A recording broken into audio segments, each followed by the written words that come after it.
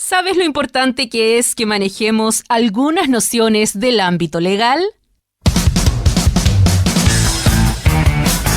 En los próximos 60 minutos, la abogada Karen Muñoz Guzmán se dará el tiempo de explicar en su estilo algunos de los conceptos que debemos conocer, con buena música e invitados.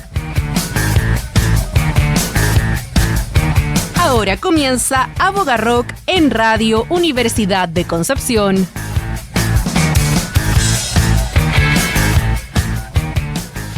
Buenas tardes, ¿cómo están? Bienvenidos a un nuevo episodio hoy día 15 de julio en Radio Universidad de Concepción. Quiero recordarles algo. ¿Se acuerdan del verano? De un apagón que dejó a medio Chile a oscuras. En segundos, miles de hogares sin electricidad, sistemas colapsados, redes fuera de línea. ¿Qué pasó? ¿Una falla? ¿Qué pasa si eso no hubiera sido una falla y hubiera sido un ataque cibernético? ¿Estamos preparados? Hoy la infraestructura crítica no solo se ve amenazada por terremotos, incendios, sino por algo mucho más silencioso y sofisticado: los ciberataques. ¿Estamos preparados como país? Bueno, hoy día vamos a hablar de eso. Bienvenidos y bienvenidas a este nuevo capítulo de Abogarrock. Hoy día, ciberseguridad.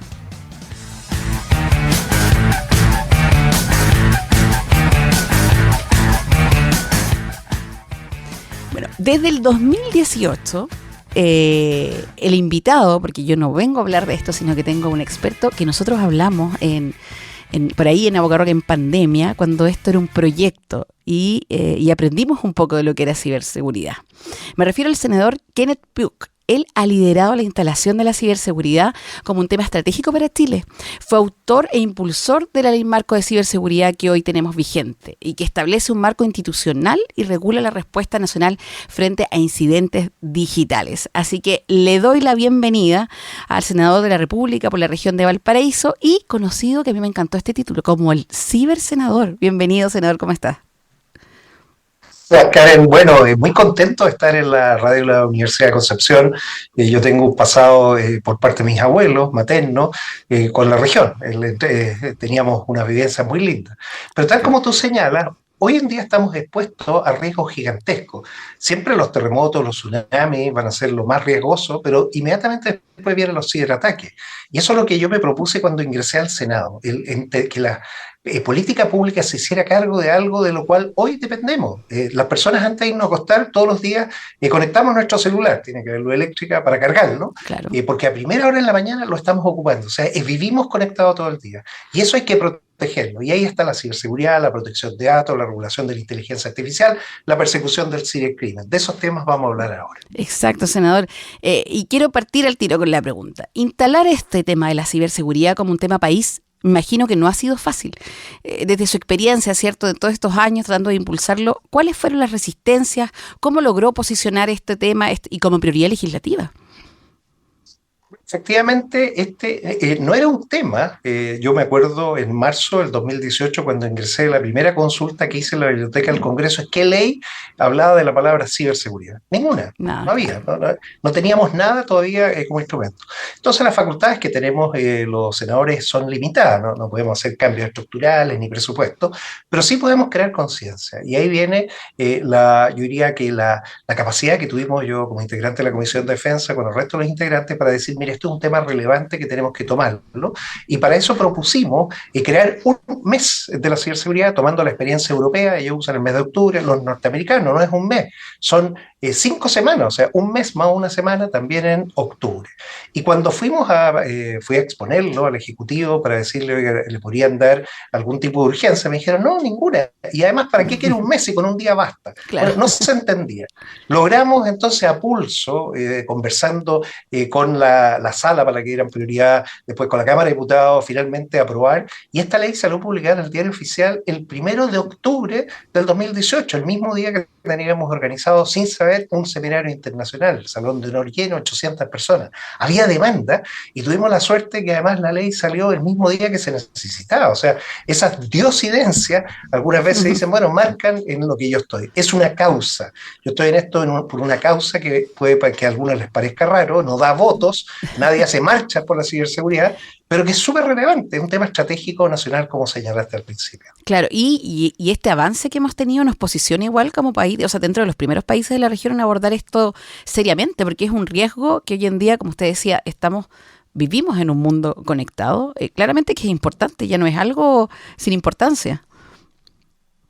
Tú lo señalabas, lo del 25F, tuvimos primero el blackout, el apagón eléctrico, Claro. como no era de noche, no lo sentimos tanto, pero se paralizaron las cosas que no tenían generadores, pero 4 horas después se acabaron las baterías y se acabaron las transacciones, se acabaron las comunicaciones digitales, o sea, tuvimos realmente una catástrofe digital, que eso podría haber sido perfectamente un ciberataque, por supuesto, hoy sabemos que son problemas de operación, pero cuando uno tiene una vulnerabilidad de ese tipo, las personas que quieren producirle daño al país buscan esa vulnerabilidad y dicen, bien, pues repitámoslo y lo podemos repetir digitalmente. Y así le ha pasado a muchos. El ISP hace poco, todo el tema de internación de fármacos quedó totalmente bloqueado. Un ransomware que es un secuestro digital tomó control e impide que el Estado cumpla sus funciones. Y esto nos puede pasar desde el carro de compra Instagram para los que tienen su MiPyme, Claro. donde pierden todos sus datos y su posibilidad, o las grandes empresas que además les afecta la reputación. El mundo digital es completo. Nuestra vida social lo hacemos digitalmente, nuestro conocimiento, la lectura lo estamos haciendo digitalmente, la finanza la estamos haciendo digitalmente, incluso la democracia. Las elecciones han sido manipuladas. Basta ver lo que le pasó a Rumanía y les afectaron las primeras elecciones, tuvieron que repetirlas, o sea, dejar sin efecto elecciones porque los sistemas fueron intervenidos y se polarizó a la ciudadanía. Esa desinformación en línea es generada también como parte de la manipulación que tiene la información y eso es lo que tenemos que prevenir que ocurra en el ciberespacio. Y es increíble cómo nos afecta. Yo recuerdo en el verano que empezábamos las redes sociales, ya se acababan las baterías de los celulares. Yo estaba en el Festival de Viña, senadora, así que fui afectada también Sí. de cerca. Pero se habla mucho, ¿cierto?, en estos casos o en otros como de la infraestructura crítica. ¿Cierto? Sí. ¿Qué es la infraestructura crítica y cuán vulnerable estamos hoy como país frente a ataques, ¿cierto?, de este tipo? No, mira, aquí viene la parte física y la parte digital. La infraestructura crítica es física y por eso estamos discutiendo un proyecto de ley para hacernos cargo para que las empresas que sean declaradas infraestructura crítica tengan, por ejemplo, ciertas obligaciones, en algunos de ellos tener vigilante armado, porque hoy fíjate que los bancos se cuidan porque hay algo valioso adentro, algunos millones o cientos de millones de pesos, pero los servidores de datos tienen miles de millones de pesos y no se defienden, no hay nadie que lo esté. O sea, yo siempre pongo la comparación entre por qué hacemos tanto esfuerzo físico en esto, cuando en realidad hoy se roban las cosas, no van a saltar el banco, se roban los datos. Claro. Entonces, ese es el primer punto. Pero en la parte digital tomamos la experiencia europea. Europa, que se caracterizan por el efecto Bruselas, por regular, el 2016 creó la primera ley que regulaba los sistemas de seguridad de la información, que se llaman en letras NIS. Todo el Network Information Security, o sea, la seguridad de la información en las redes. Y esa ley la partimos usando en Chile, esa fue la propuesta en el gobierno anterior, empezamos a trabajar, el presidente Piñera se comprometió y me dijo, ya, lo voy a hacer. Bueno, en su última cuenta pública él anuncia la nueva agencia de ciberseguridad, pero firma el proyecto, cumplió el día 10 de marzo, el último día que él estaba en el gobierno. Bueno, al menos el proyecto parte en el gobierno anterior y este gobierno lo tomó porque ya estaba hecho la mitad del trabajo, había que solamente ajustarlo.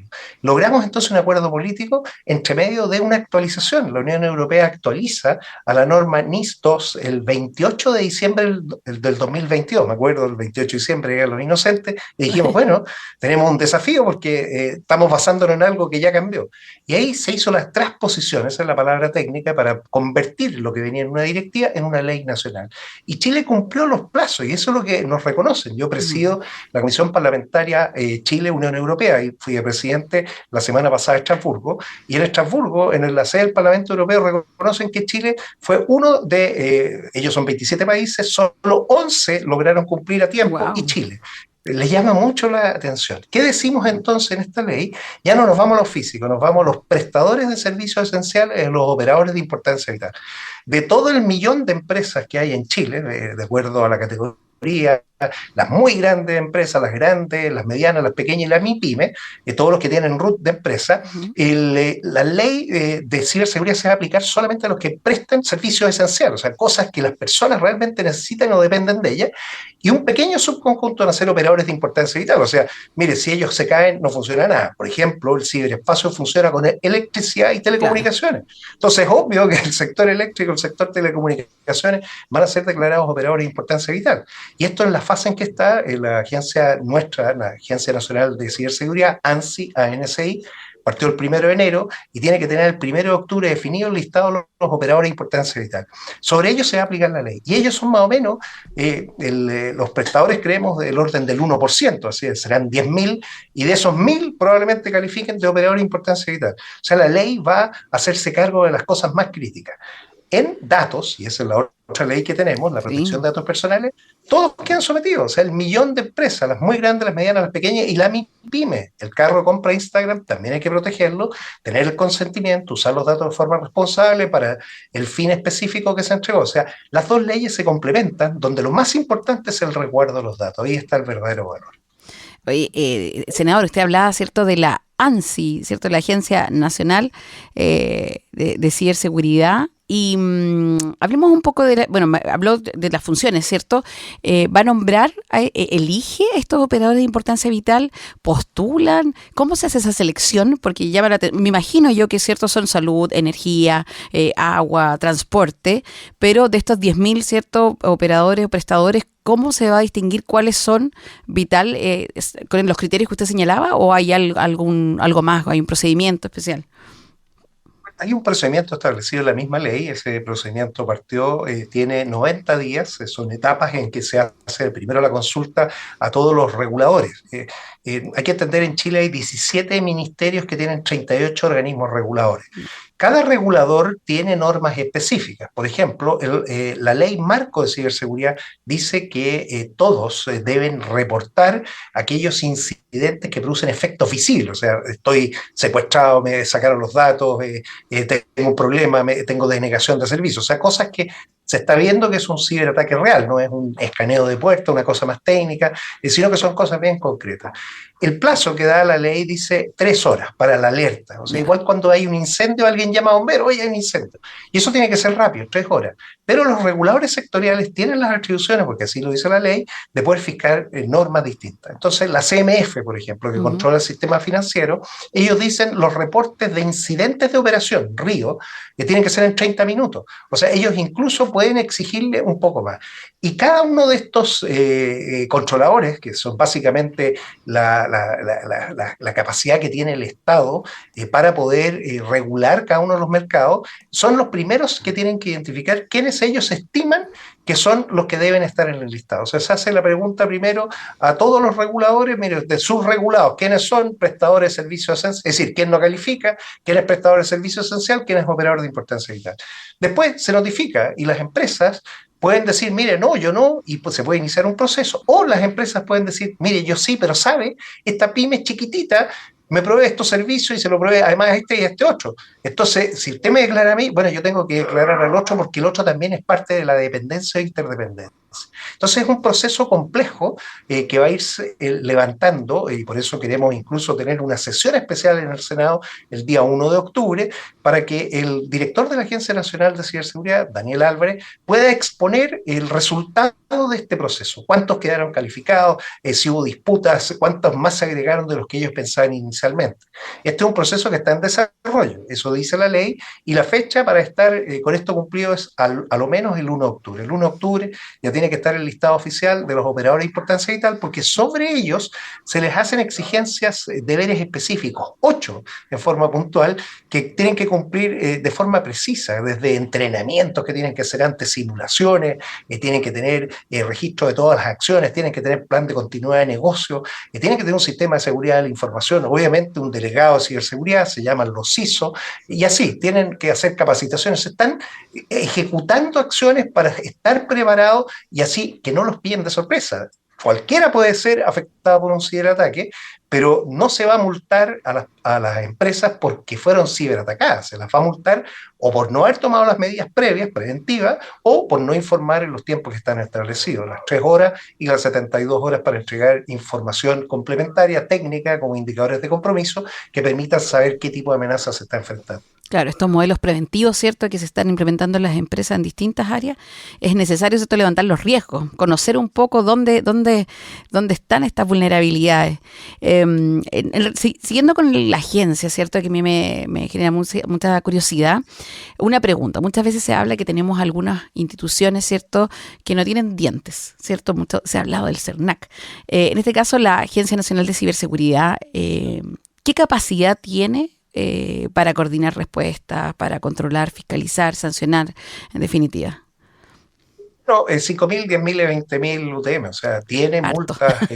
multas leves, graves y gramísimas, tiene multas, pero que van orientadas a, tal como te señalaba, esto es igual que la ley del tránsito. Mm. Fíjate que una persona responsable, que hace su curso antes y que sabe tener conciencia situacional para no chocar, que se detiene en los semáforos rojos, que respeta el paso cebra, que no excede la velocidad, que usa su cinturón de seguridad y tiene airbag, nadie lo va a multar. Y la gran mayoría siempre eso, o sea, esta agencia ni siquiera tiene que desarrollar acciones para poder pagar sus costos. No está considerado, el Estado lo financia, está en la ley de presupuesto y todos los ingresos no son ni siquiera operacionales, o sea, no es que tenga que, como existe en algunos lugares, que hacer caja. Entonces, la agencia tiene un rol primero normador, es la autoridad que tiene que asesorar al presidente de la República para poder enfrentar como país completo, porque esto es más allá del gobierno. Estamos hablando de una integración público-privada, en el ciberespacio están todos. La misma ley crea, no solo la agencia, crea el CECIR nacional, que es el lugar donde llega toda la información y se sabe qué le está pasando al país. Y por primera vez, como todos van a estar reportando, hoy nadie reporta, nadie sabe, nadie comenta, No, nadie dice que los secuestraron y que tuvieron que pagar. Bueno, ahora se va a conocer, se va a saber qué es lo que está pasando y se va a poder enfrentar mejor. Si todos cumplen, no hay multa, pero si no cumplieran, las multas existen. Y existen y son el doble, porque siempre hay dos categorías, los prestadores de servicios sociales una multa y el operador de importancia vital es el doble, con la misma multa el doble. O sea, los efectos para que los gobiernos corporativos tomen decisiones, porque algunos dicen, ya, ¿cuánto es la multa? Ah, es baja, ya, no te preocupes, no desarrollamos nada. No, las multas van a ser para que piensen dos veces, porque aquí queremos que se cree una nueva cultura. El problema de los gobiernos corporativos es que los riesgos no los evalúan de la manera que corresponde porque algunas veces esto se queda en el nivel técnico y no se dan cuenta hasta que no sufren un ciberataque grande que los paraliza, que les destruye la reputación y lo más importante, que afecta a las personas. Bueno, eso de la afectación a las personas es lo que nosotros tenemos que cuidar y proteger, porque los servicios, si han sido, pues son nuevamente servicios esenciales, no es cualquiera. Son servicios esenciales donde el Estado tiene un regulador que fija reglas, pero hay una ley marco que le fija para el tema digital la misma regla a todos, para que todos sepan que hay una regla común. Ese es el cambio cultural. Debemos proteger el ciberespacio, pues para eso hay que hacer un uso responsable de las tecnologías y eso conlleva inversión, capacitación, entrenamiento, simulacros, ejercicios. Igual como preparamos a nuestra sociedad, por ejemplo, para enfrentar catástrofes. Cuando tuvimos el gran terremoto de 1960 fue el terremoto más grande registrado en la humanidad, 9.5. Todo nuestro diseño de edificios permite soportar terremotos gigantescos. Los niños saben evacuar sus colegios con las operaciones DAISY, saben protegerse en la esquina de seguridad. Las personas que están en la costa saben que si no se pueden mantener en pie tienen que alejarse a 30 metros de altura porque viene el tsunami. Y por eso se salvan las personas en Chile. Bueno, lo mismo en el ciberespacio, cuando uno está viendo qué tengo que hacer. Bueno, esto igual que el segurito, cuando uno le pasa, mire, para usted si está viendo esa situación, tiene que informar, tiene que parar, tiene que contener, tiene que hacer esto otro. Y practiquemos. Y ahí viene nuevamente la ley del 2018, en donde fuimos pioneros. Hasta el minuto, ningún otro país del continente, al sur de Estados Unidos lo tiene dedicado un mes. Y ese mes ha permitido generar conciencia. La ley dice actualizar conocimiento y realizar ejercicios nacionales de ciberseguridad. Eso es lo que también la agencia va a controlar este año, que se ejecuten los ejercicios para comprobar las capacidades y así exista cumplimiento real y no el cumple y después miento, que algunas veces hay con ciertas normativas. Claro, eso para hacer un checklist nomás de que, ya hice esto, pero en realidad no me interesa. Esto es mucho más. Esto es comprobar y ejercitarse. Igual que un boxeador. Un boxeador antes de entrar al ring practica, corre. Esto es como Rocky más o menos. Hay varias series de Rocky ahí. Bueno, sube al ring y lo golpean y lo pueden botar. Bueno, por supuesto. Pero ahí viene la resiliencia. Se para y es capaz de enfrentar enfrentar y hay que adaptarse. O sea, de eso estamos hablando, de generar equipos 24/7 que estén enfrentando esto diario y cotidianamente. O sea, es un tema no menor porque están golpeando todos los días a todas las horas. Claro, y es un tema fuerte, ¿cierto? Y que nos golpea a todos y también los usuarios, no solamente las empresas, nos vemos directamente afectados. Hablamos, ¿cierto? Esto es en desarrollo, está todavía, ¿cierto? Recién comenzando. Pero se ha visto ya cómo lo han recibido el mundo privado y el mundo público. ¿Hay resistencia? ¿Pasa un poco esto que usted comentaba que, no les da miedo un poco la multa o en realidad todos toman conciencia y dicen, en realidad esto hay que hacerlo, la ciberseguridad es importante? A ver, ya hay conciencia en las empresas que el que no se digitaliza desaparece. Y hoy en día todos están funcionando digitalmente. La pregunta que hay que hacerse es qué tan seguros son en ese mundo digital. Y el mundo digital tiene datos, entonces primero hay que saber dónde están los datos, quién es responsable, los datos tienen fuente legítima o no, todo eso está en la ley de datos, pero esos datos son los que mueven la operación y son los que dan la prosperidad y las utilidades, porque en base a eso están tomando decisiones. Entonces sería irresponsable que toda esa maquinaria tan virtuosa de los datos sea paralizada, sea secuestrada y sea filtrada, porque se va a generar un problema gigantesco. O sea, el negocio trae consigo la cláusula ciberseguridad. La ciberseguridad tiene que ser por defecto, y esto es el diseño basado en la privacidad y también en la seguridad, y no solo desde el diseño por defecto. No es que haya que pedirle algo después, no.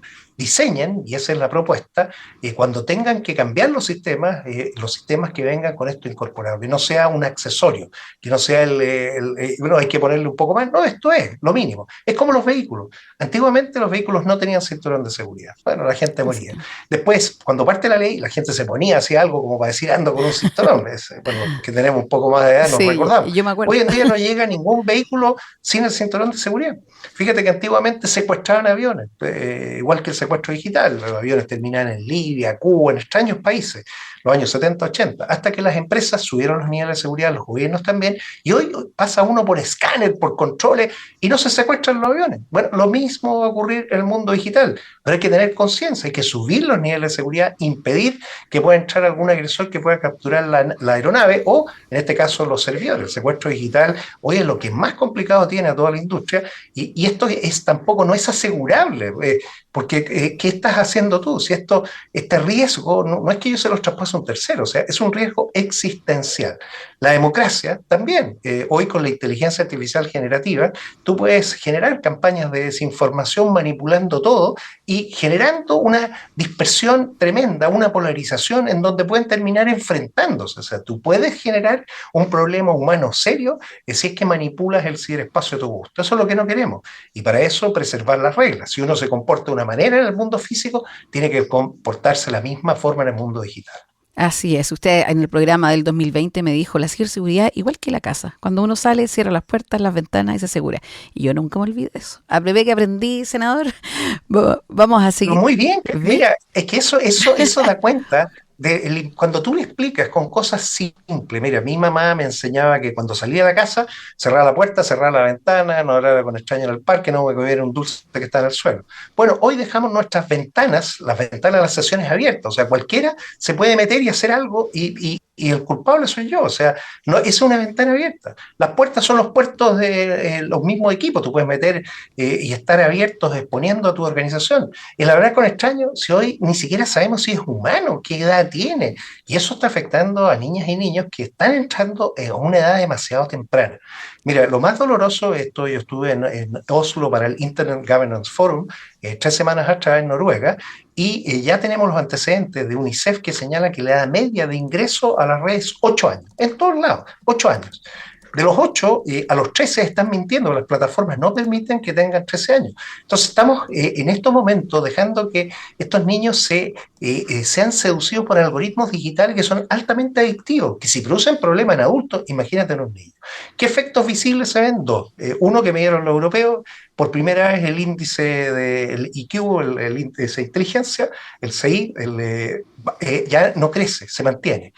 Y lo segundo, que lo que estamos viendo acá, incluso en los cines, los niños que van a ver una película, Lilo y Stitch, se aburren con las 2 horas, se van a la Claro. media hora, a los 40 minutos, o sea, no resisten. Y esa capacidad está afectando el cerebro. O sea, el uso sin límites, sin reglas claras de tecnología puede producir un daño más grande del que podemos estimar ahora.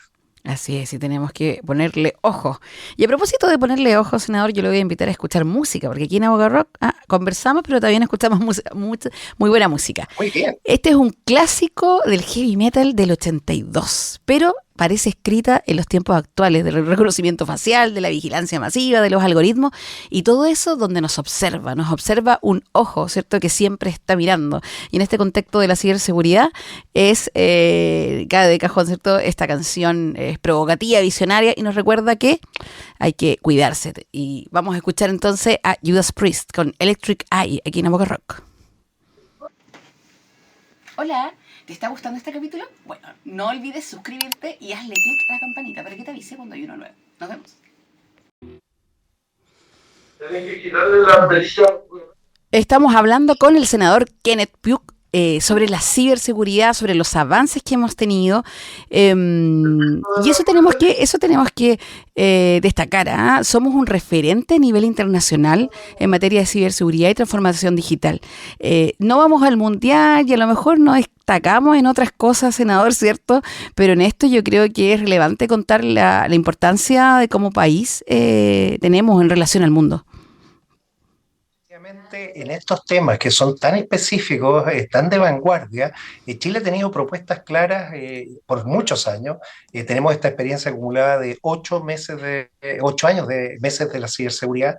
Tenemos una ley actualizada al mismo estándar europeo, donde ni siquiera los países europeos lo han logrado. Y ellos nos preguntan cómo lo hicieron, porque se requiere tener legitimidad política. Y esto es votos de todos los sectores. ¿Qué hicimos entonces? Bueno, empezar a trabajar nuestra ley para que tuviera aceptación y así adaptarnos a cada una de las necesidades de cada partido que querían garantía. Llegamos finalmente a un acuerdo político donde cuando se vota en la Cámara de Diputados habían 143 diputadas y diputados de 155, o sea, muchos, Harto. 143. Los 143 votaron a favor, nadie en contra, nadie se abstuvo. O sea, por primera vez un tablero verde completo Increíble, y con convicción. De ahí se fue inmediatamente al Senado, ya teníamos un acuerdo político y lo aprobamos por 43 votos a favor en un día. En esta ley nadie ha estado afuera. ¿Por qué? Porque es necesaria. Y así Chile se puso a la vanguardia. Hoy los países del continente piden estas experiencias. Fíjate que con el acuerdo marco avanzado con la Unión Europea, Chile tiene una alianza política, económica, pero ahora de cooperación. Antes éramos sujetos, nos cooperaban a nosotros, nos ayudaban. Ahora con ellos estamos cooperando. Y ahí viene la primera acción internacional de nuestra Agencia Nacional de Ciberseguridad. A fines de mayo, en Puerto Vara, hicieron Ciber Patagonia, reunieron a toda la infraestructura crítica que tú señalabas, los operadores de importancia vital, prestadores de servicios esenciales, de algunos sectores, no todos, quizás los más característicos, y trajeron a 12 directores de organizaciones que no son agencias, que les gustaría tener una ley como la nuestra del continente. Estuvo Argentina, Perú, Ecuador, Colombia, República Dominicana, de todos lados. Y los 12 con un programa de formación para entregar las experiencias de gobernanza. O sea, ya estamos empezando a influir. Y esto está en este minuto tan importante que en este momento en León queda a 348 kilómetros al norte de Madrid, es una ciudad importante, parte del Camino de Santiago, una catedral muy linda, está el Instituto Nacional de Ciberseguridad de España, el INCIBE. ¿Y quién fue la persona que inauguró la clase magistral de inicio de una semana de entrenamiento a cuerpos policiales, a fuerzas militares, a jueces, a fiscales, a personas expertas? Es decir, nada menos que el director de nuestra Agencia Nacional de Ciberseguridad. Y ahí tienes un ejemplo concreto. No solo te lo dicen en palabras, sino que te dan el reconocimiento público y te permiten que tú le expliques al resto cómo lo hemos hecho en Chile. Estos acuerdos políticos son sustantivos, la tecnología además que se está incorporando, queremos que sea de vanguardia, usarla como corresponde. Hoy tenemos ataques por inteligencia artificial, bueno, tenemos que también usar la inteligencia artificial para defendernos.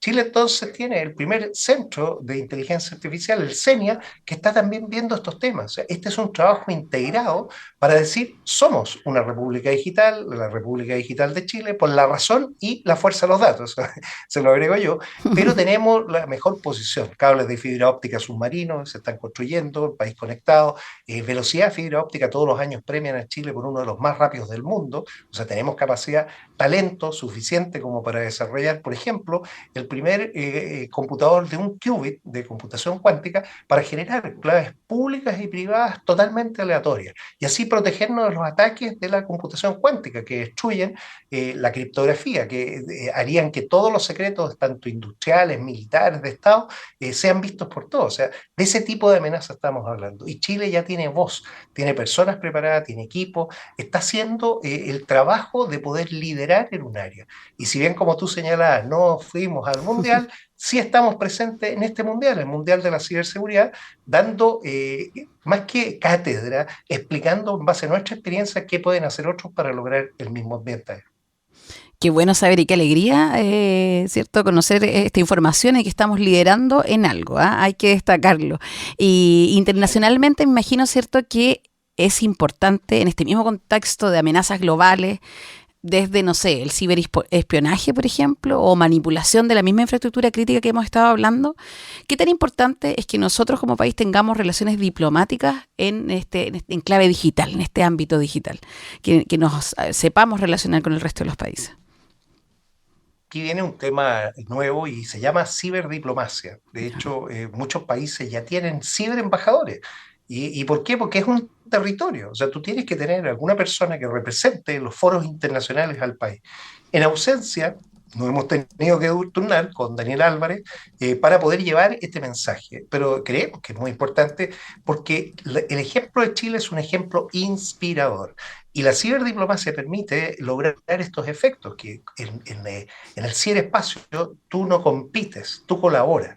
Y para poder protegernos de la gente que está usando mal la tecnología, estamos hablando de actores estatales que hacen esa ciberinteligencia que tú dices o que pueden afectar campañas, el voto, afectar la democracia, o bandas de crimen organizado transnacional con mucha capacidad, que son capaces de secuestrar datos, robar dinero y manejar todo esto con un negocio gigantesco. O sea, estamos hablando de cifras siderales. Solo no lo podemos hacer. Tenemos que hacerlo entre todos. Y ahí vienen las discusiones, que son discusiones técnicas, pero también políticas.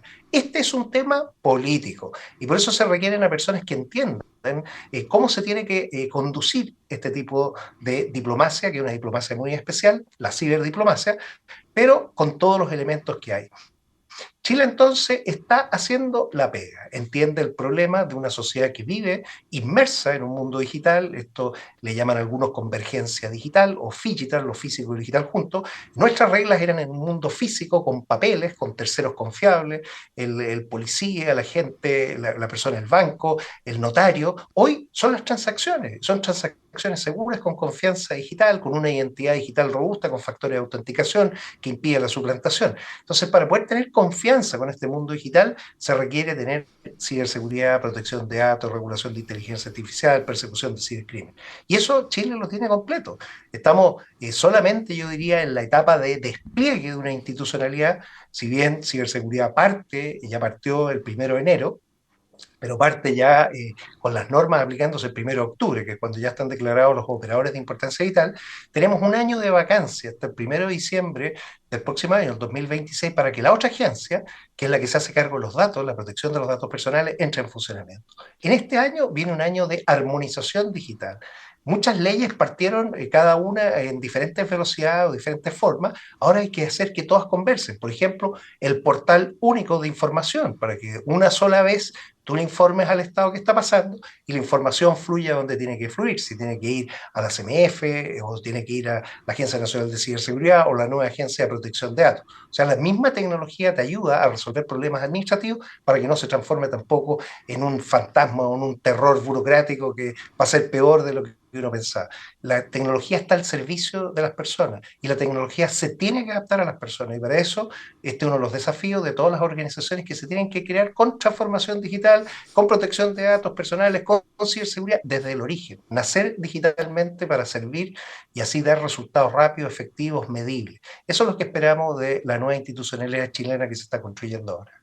Yo espero lo mismo. Y usted mencionó las personas, que también son muy importantes en esto, y ya nos quedan poquitos minutos de programa, pero quiero que nos vayamos con un mensaje para quienes nos están escuchando y que dicen, la ciberseguridad, ¿qué hago yo? ¿Voy en la micro en este minuto a mi casa? ¿Y cómo me afecta a mí? Entonces, un mensaje en el fondo para los ciudadanos digitales, porque eso somos, ¿cierto? ¿Cómo llegar a esa conciencia, a tener este criterio y esta capacidad de tomar decisiones informadas en este mundo digital? Los ciudadanos digitales que viven en este mundo digital tienen que hacer el paralelo con el mundo físico. Si se van a meter a un parque nacional o una selva, el parque nacional está ordenado, está delimitado, pero la selva no tiene nada. Hay plantas venenosas, hay serpientes venenosas, hay barrancos, te pueden comer los leones. Bueno, estamos en eso, o sea, hay que tener cuidado en el lugar donde estamos, hay riesgos. Y esos riesgos significan que hay que estar atento a las recomendaciones, desde los temas de seguridad de las claves, cómo se comparten, desde el tema del equipamiento, qué tipo de conexión de Wi-Fi estoy usando o no, está segura, o sea, todos los elementos que conforman el nuevo hábitat digital. No los vemos porque en el mundo físico uno, claro, ve algo raro, ve el animal, lo ve, acá no se ve. Entonces hay que darle forma. Y ahí viene algo bien importante, que las personas que más conocimiento tienen, probablemente están algunos de ellos estudiando en institutos técnicos profesionales o en la universidad, tienen que hacer un voluntariado digital, tienen que ayudar. El cibervoluntario, este es un programa que se partió con el DUOC para poder ayudar a todas las personas, especialmente a los más jóvenes, que les dicen nativos digitales. No son nativos digitales, son huérfanos digitales, no tienen ni papá ni mamá digital, están abandonados. Sí. Entonces hay que explicarle muchas de las cosas, y también a los adultos mayores. Bueno, si generamos entonces un tejido robusto para proteger personas, pero que usen bien, o sea, saquen rendimiento al ciberespacio y evitar lo otro, estamos haciendo lo que tenemos que hacer. Eso es política pública, y para eso yo estoy en estos momentos llevando adelante esta agenda, una agenda digital compleja, comprometido, esta es mi causa, en el sentido de dedicar el tiempo a que tengamos acuerdos políticos transversales, que se pueda instalar nueva institucionalidad y que Chile sea recordado como hoy el país que partió primero en la revolución digital institucionalizada, no, de verdad, con instituciones sólidas, robustas. Este es el Estado de Derecho en el mundo digital. Así es, y muy agradecido que sea su causa, senador, agradecido por esta conversación tan necesaria y por empujar esta agenda que pone a Chile en un mapa digital global. Así que, pero todavía no se va, porque le queda una última tarea en este programa, senador, que es presentar la canción que eligió y dígame por qué la vamos a escuchar. Bueno, la canción que elegí, yo espero que les guste, porque está inspirada en una pintora mexicana, Frida Kahlo. Ella en 1954 pintó una naturaleza muerta con una sandía, donde ella pintó la palabra "Viva la vida". Viva la vida inspira al grupo Coldplay el 2008, y sale esta canción tan bonita, tan alegre, que nos demuestra de repente cómo alguien que está a cargo de todo el mundo, bueno, desaparece. Eso es lo que tenemos que entender. Hoy, el estar en un mundo digital, nadie está sobre alguien. Todos nos dependemos y por eso no podemos competir, tenemos que colaborar. Espero que les guste. Viva la vida, Coldplay. Muchas gracias, senador, por haber venido a Boca Rock y bueno, y súper invitado más adelante cuando sigamos teniendo avances en todas estas tareas y los proyectos futuros. Muchas gracias, Karen, te felicito, y qué bueno haber hecho ese recuerdo para que vea que ha habido constancia en el tiempo, hemos cumplido los compromisos, tenemos las leyes, tenemos un ecosistema, ahora tenemos que desplegar. Y he ido aprendiendo, así que nos vamos a volver a ver, senador. Y nosotros nos quedamos acá con Coldplay en Boca Rock y nos volvemos a escuchar el próximo martes a las 19 horas aquí en Radio Universidad de Concepción.